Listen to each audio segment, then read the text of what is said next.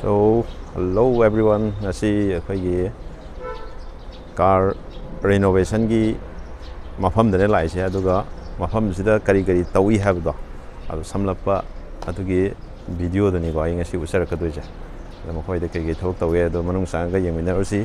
So don't forget to subscribe my channel 7 Speed Manipur ko yam kawirno channel si subscribe tawi hora suga gari ga content sing ano no ba ko dedam Urgadam Laksage ko. Silay sari ko maningda. Car renovation gi ko. Ada sanga ka yeng asi ko. Kay lagi have do. Mai kay taw gi do.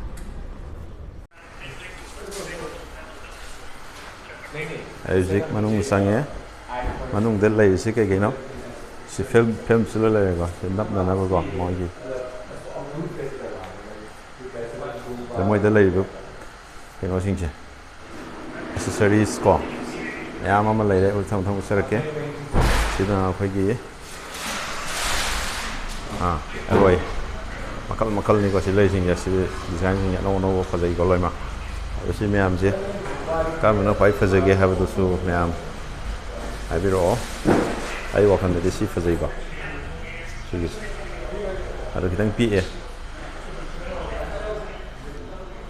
ong ta blai ba Sisi fazei ko, aí sigi makagi sigi design, sigi fazer.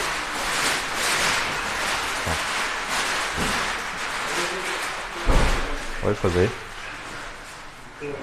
Ada price su kamu jadi ko, sudah dari sini price point tahu nak habis. Somos o film gi, yang lain ada gi, somos o kau gi headline gi ko, design makal ko, dagi sina gari gi mak koi gi bumper gi ko makal mayam lei ko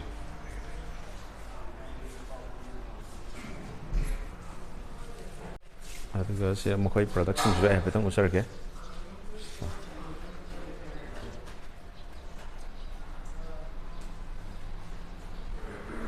tail lamp ko fog light reflector ko ada gi sina car gi polish tong na ko Kaya ang sulay ko. Like makal swift kini ko sa. Swift kini. Siya. Design siya. Digi si swift kita lem ko. Bumper gi ko. Dekorate taw na ko. Sulay ko. Adugo sina kogi baleno gi ko. Baleno telem ko. Adu mai price mo na habi si 17 mulai sina 16 mulai hai ko. Ibu tak tu Swift kini ko siya. Swift kaya ko ye. Mamanggi ano ko Swift na tiko. So mamanggi kino na kino. Sure. Makal mayam lay ko.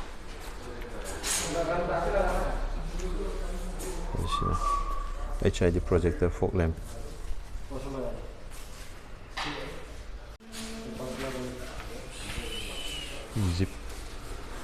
Zip ki magi grill do mane ko siya. Sila hoje gari customize tawrije yauriba fazai ko sijo ngasi se ai car renovation da laksabne mokoi gi kai thok tawge yengge na ko ada ngasi koi brother ma thena ne koi brother ming la thong ba habiram ya Marlin ko e lamna Moirangkhom lolau bunga dai lei ba okay ado brother koi gi 7 speed da ngasi di unajabagi samai khangna bagi tanja du logjaraga si brother gi poraiba gari sa asi karma beren amtang habi adu maming kai dei Hyundai Venue ne da turbo variant oiba turbo beren turbo ba brother ne sik sidai laga tawtu se haidi sidai laga kai semdok ko doino kai hen ba kai hapsan gari no habi amtang habi hoji hap to je headlight ne tail light ne reflector light ahum je hap ka dawa ahum je ko lu siam ge dawa aduga si brother gi sigi mamangi sigi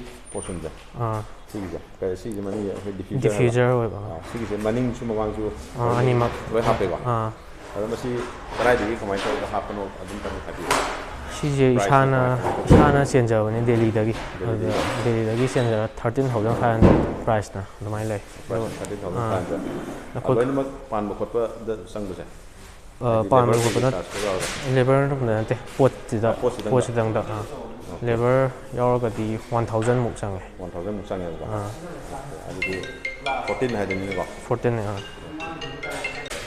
ꯑꯗꯨꯗ ꯑꯩꯅ ꯍꯪꯅꯤꯡꯉꯤꯁꯦ ꯑꯩꯈꯣꯏꯒꯤ ꯁꯤꯒꯤ side food step ꯍꯥꯏꯒꯗ꯭ꯔꯥꯀꯣ ꯑꯁꯤ ꯚꯦꯅ꯭ꯌꯨꯒꯤꯁꯦ ꯁꯤ ꯀꯗꯥꯏꯗꯒꯤ ꯀꯃꯥꯏꯅ ꯇꯧꯅ ꯍꯥꯞꯄꯤꯕꯅꯣ ꯑꯗꯨꯝ ꯑꯁꯤꯁꯦ ꯍ꯭ꯌꯨꯟꯗꯥꯏ ꯗꯥꯏꯔꯦꯛꯇꯒꯤ ꯑꯗꯨꯝ ꯃꯣꯏ ꯑꯣꯔꯤꯖꯤꯅꯦꯜ ꯑꯣꯏꯅ ꯑꯗꯨꯝ ꯑꯩꯈꯣꯏꯅ ꯆꯦꯟꯖꯔꯦ ꯑꯗꯨꯝ ꯍ꯭ꯌꯨꯟꯗꯥꯏꯗꯒꯤ ꯑꯗꯨꯝ ꯗꯥꯏꯔꯦꯛ ꯗꯥꯏꯔꯦꯛ ꯁꯦꯝꯕꯅꯦꯕ ꯑꯗꯣ ꯃꯥꯏ ꯄ꯭ꯔꯥꯏꯁꯅ ꯀꯃꯥꯏꯅ ꯇꯧꯕ ꯑꯗꯨꯝ ꯄ꯭ꯔꯥꯏꯁꯁꯦ ꯃꯥꯁꯦ 13ꯂ ꯑꯗꯨꯃꯥꯏꯅ ꯇꯧꯔꯛꯄ ꯂꯩꯒꯤ ꯑꯣꯀꯦ ꯑꯗꯨꯒ ꯍꯧꯖꯤꯛ ꯃꯔꯨꯑꯣꯏꯅ ꯇꯧꯒꯗꯣꯏꯁꯦ ꯊꯕꯛꯁꯦ ꯀꯩꯅꯣ ꯇꯧꯒꯗꯣꯏꯁꯦ ꯑꯗꯨꯝꯇꯪ ꯍꯥꯏꯕꯤꯌꯨ ꯇꯧꯒꯗꯣꯏꯁꯦ ꯍꯦꯠꯂꯥꯏꯠꯀ ꯇꯦꯜꯂꯥꯏꯠ ꯔꯤꯐ꯭ꯂꯦꯛꯇꯔ ꯂꯥꯏꯠ ꯍꯥꯞꯆꯟꯕꯒꯤ ꯁꯤꯒꯤ ꯍꯦꯠꯂꯥꯏꯠꯁꯦ ꯍꯦꯂꯣꯖꯦꯟ ꯑꯣꯏꯕꯁꯦ ꯁꯤ LED LEDꯗ LEDꯗ ꯑꯣꯟꯊꯣꯛꯀꯗꯧꯕꯅꯦꯕꯀꯣ ꯑꯣꯀꯦ ꯑꯗꯣ ꯃꯁꯤꯒꯤ ꯍꯥꯏꯐꯦꯠ ꯑꯣꯟꯊꯣꯛꯄꯁꯤꯒꯤ ꯃꯥꯒꯤ ꯆꯥꯔꯖꯦꯁꯀꯨꯝꯕꯗꯤ ꯍꯥꯏꯐꯦꯠ ꯀꯌꯥꯃꯨꯛꯀꯗꯤ ꯆꯥꯔꯖꯦꯁꯁꯦ ꯑꯩ ꯈꯪꯕ ꯉꯝꯗ꯭ꯔꯦ ꯑꯗꯨꯃꯗꯤ ꯃꯣꯏꯒ ꯍꯥꯏꯅꯔꯒ ꯃꯇꯨꯡꯗ ꯇꯥꯅꯤꯀꯣ ꯍꯣꯏ ꯑꯣꯀꯦ ꯑꯗꯨꯗꯤ ꯌꯥꯝ ꯅꯨꯡꯉꯥꯏꯖꯔꯦ ꯕ꯭ꯔꯣ ꯑꯩꯈꯣꯏꯒꯤ ꯆꯦꯅꯦꯜꯁꯤꯗ ꯁꯔꯨꯛ ꯌꯥꯕꯤꯕꯒꯤꯗꯃꯛꯇꯀꯣ ꯊꯦꯡꯛ ꯌꯨ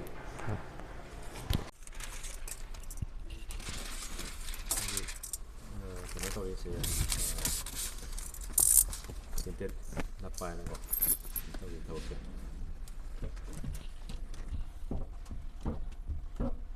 ꯑꯗꯣ ꯕ꯭ꯔꯗꯔ ꯀꯩꯅꯣꯝꯇ ꯍꯪꯖꯒꯦꯕ ꯁꯤꯗ ꯑꯩꯈꯣꯏ ꯇꯤꯟꯇꯦꯠ ꯅꯞꯄꯁꯤꯗꯅꯦ ꯃꯥꯒꯤ ꯑꯩꯈꯣꯏꯒꯤ ꯄ꯭ꯔꯥꯏꯁꯁꯦ ꯒꯥꯔꯤꯗ ꯆꯠꯄ꯭ꯔꯥ ꯅꯠꯇ꯭ꯔꯒ ꯀꯃꯥꯏꯅ ꯇꯧꯋꯦ ꯒꯥꯔꯤꯗ ꯆꯠꯂꯦꯕꯀꯣ ꯑꯗꯣ ꯁꯤꯒꯤ ꯄꯨꯔꯥ ꯅꯞꯄꯗꯗꯤ ꯀꯌꯥꯃꯨꯛꯀꯤ ꯆꯥꯡꯗ ꯂꯩ ꯒꯥꯔꯤ 900ꯁꯤꯒꯤ ꯑꯣꯏꯅ 900ꯁꯤꯒꯤ ꯑꯣꯏꯅ 1,500ꯒꯨꯝꯕ ꯂꯥꯛꯑꯦꯕ ꯄꯨꯂꯞ ꯑꯣꯀꯦ ꯄꯨꯂꯞ ꯑꯣꯏꯅ ꯅꯞꯄꯗꯀꯣ ꯑꯗꯨꯒ ꯁ꯭ꯋꯤꯐꯀꯨꯝꯕ ꯕꯥꯂꯦꯅꯣꯒꯨꯝꯕꯗꯗꯤ ꯀꯌꯥꯃꯨꯛꯀꯗꯤ ꯂꯥꯛꯑꯦ 1,900 ꯀꯣ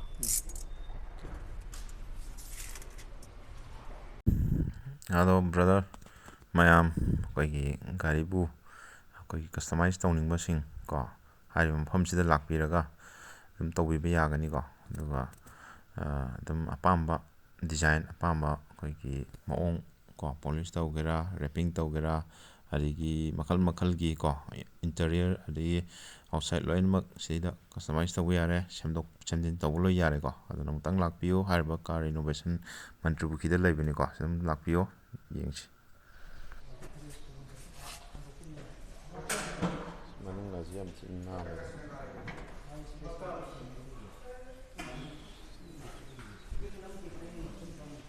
ꯐꯖꯩ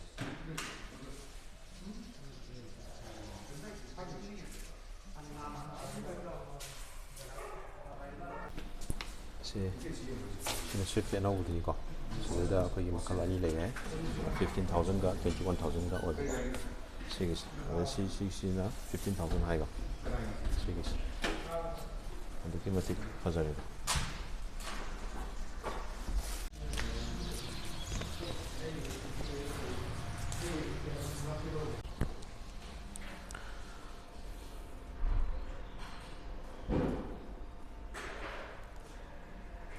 ꯁꯤ ꯑꯩꯈꯣꯏꯒꯤ ꯃꯔꯨꯑꯣꯏꯅ ꯑꯩꯈꯣꯏꯒꯤ ꯀꯥꯔ ꯃꯣꯗꯤꯐꯤꯀꯦꯁꯟꯒꯤꯗꯃꯛꯇ ꯍꯥꯏꯇꯥꯔꯦ